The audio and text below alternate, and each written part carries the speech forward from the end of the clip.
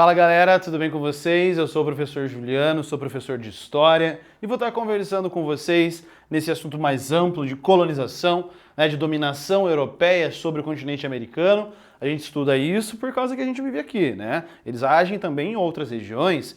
Os portugueses dominam algumas regiões da África, pequenas regiões na China, algumas regiões da Índia também.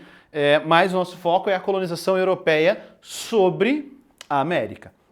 As ações, os efeitos que acontecem nesse período aqui, certo? Professor, especificamente nós falaremos sobre o quê?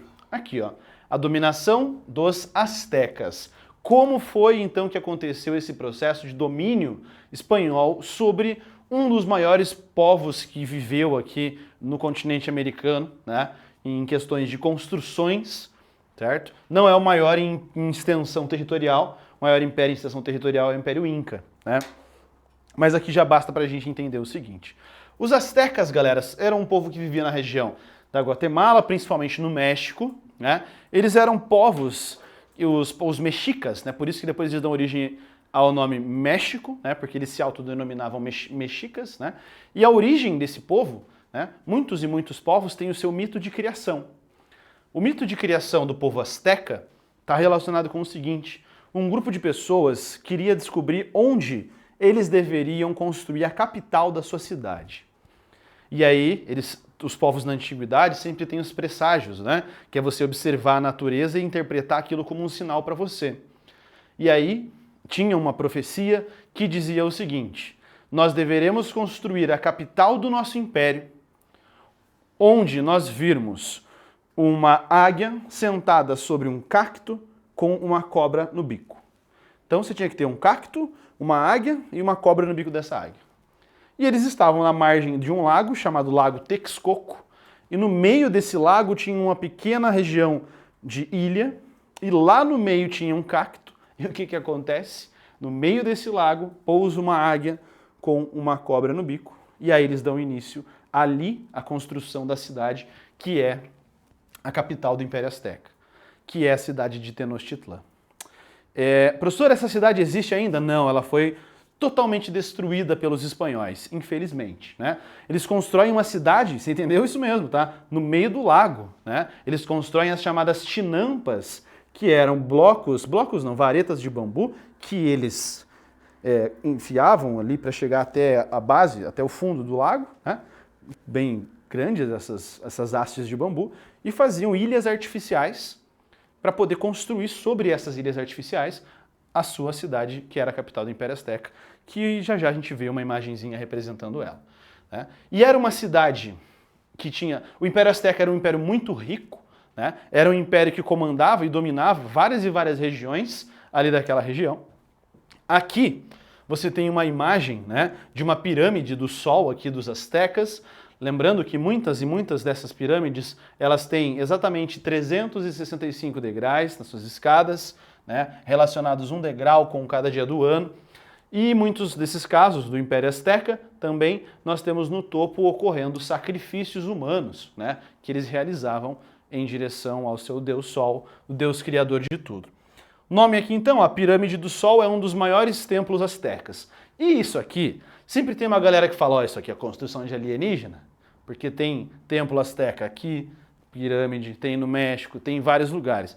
Só que essa é a forma mais fácil da gente construir. Você já parou para pensar sobre isso? Quando você vai para a praia, quando você ou teu irmão mais novo fala, vamos fazer um castelo? Vamos. O que vocês fazem? Um castelo igual da Disney? Não. Vocês fazem um monte de areia, que tem uma base mais larga e o topo mais estreito, que é a maneira mais simples de construir, para dar sustentação. É isso que eles fazem aqui também. E esses aqui são resquícios, são ruínas que nós temos desse Império Azteca super desenvolvido que existia aqui. E quando nós temos o contato dos espanhóis com o Império Azteca, é um contato muito violento, que a gente já vai falar sobre isso. Esse tipo de construção servia como templo religioso, olha que interessante, observatório astronômico e, de acordo com alguns estudos, para imitar as montanhas. A grandiosidade revela o conhecimento avançado da arquitetura e da matemática, bem como a riqueza da cidade. Para os espanhóis, porém, essas questões pouco importavam, visto que a religião asteca era considerada pagã e vista como inimiga. Não importa que eles tenham isso tudo construído, eles são pagãos, eles não são cristãos. O Que culpa eles tinham? Nenhuma, não tinham tido contato com a religião ainda, como é que ele ia ser cristão?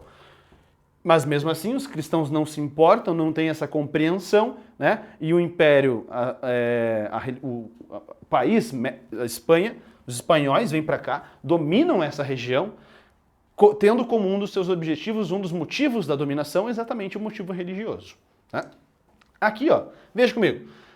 Essa é a cidade de Tenochtitlan que eu comentei com vocês. Olha isso aqui, galera. Isso aqui é um lago, e aí no meio desse lago eles construíram a capital do império. Só que essa região do lago, essa água não era potável, né? Porque aqui eles utilizavam quase como se fosse com esgoto também ali da cidade. E esses canais que a gente tem aqui na lateral são canais que trazem água potável de outras regiões do império direto para casa ali do chefe, né, o Montezuma, que a gente tem nesse contato aqui com os espanhóis, tá? Então, você tem como se fossem encanamentos ligados ali ao centro da cidade para poder abastecer essa cidade, né? Então, os astecas eram uma civilização bastante desenvolvida. A cidade de Tenochtitlan, que eu acabei de comentar com vocês, tinha uma estrutura urbana e abrigava o importante mercado de Tlatelolco. Esse mercado vendia inúmeros produtos que posteriormente os espanhóis passaram a comercializar na Europa e a gente já vai ver um produtinho desses. Na época da chegada de Cortés, o Hernán Cortés é o responsável pela dominação e pela destruição dos astecas. Tenochtitlan tinha cerca de 300 mil habitantes. Atualmente a região de Tenochtitlan compreende a cidade do México, capital, né, mexicana. E quando o Hernán Cortés chega aqui, olha a quantidade de gente que tinha. 300 mil habitantes, galera. Como que esses astecas não vencem os espanhóis? Por causa das vantagens que os espanhóis tinham. Uma vantagem imunológica, né? As doenças trazidas por eles, as suas armas também eram superiores às armas utilizadas aqui pelos astecas, né? E também a questão que os espanhóis fazem contatos com povos rivais aos astecas, aquela frase clássica, né? O inimigo do meu inimigo é meu amigo, para poder conquistar aqui. Vamos ver. A conquista de Tenochtitlan é uma imagem aqui representando essa conquista da cidade de Tenochtitlan, tá? E o que marcou isso aqui então? O que marcou o início das batalhas entre astecas e espanhóis foi o ataque espanhol a um templo. Só um detalhe antes da gente falar sobre isso aqui. Existia uma lenda dos astecas que dizia o seguinte: o deus criador de tudo, que era o deus Quetzalcoatl, iria retornar. Esse deus Quetzalcoatl, que deveria retornar, ele viria pelo mar em uma grande embarcação luminosa no meio do oceano. E está um dia lá um emissário, alguém que ficava com a função de observar o mar dentro do Império Azteca. O cara estava lá na montanha, olhando para o mar, de repente ele vem vindo embarcações gigantes. O que eles pensam que é aquilo? Que é o retorno do deus Quetzalcoatl. Por isso eles são bem recebidos, os espanhóis, pelo Império Azteca, porque eles acham que é o retorno dessa divindade, né? E depois de um período, os astecas aceitam os espanhóis dentro da cidade de Tenochtitlan, ou Tenochtitlan, em algumas pessoas falam dessa forma, né? Então os astecas vão abrigar os espanhóis dentro da sua cidade por um certo período de tempo, né?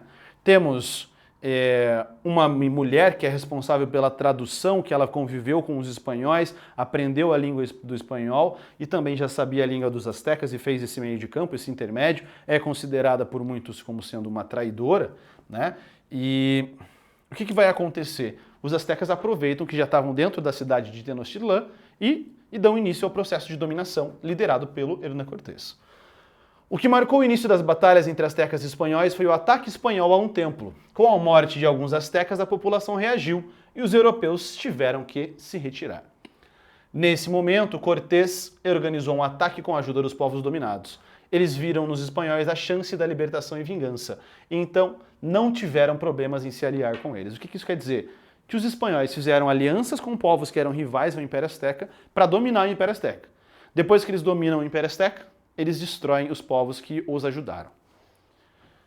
Com um grande exército formado por 508 espanhóis, cavalos, canhões e milhares de nativos, Cortés marchou para a capital e a cercou.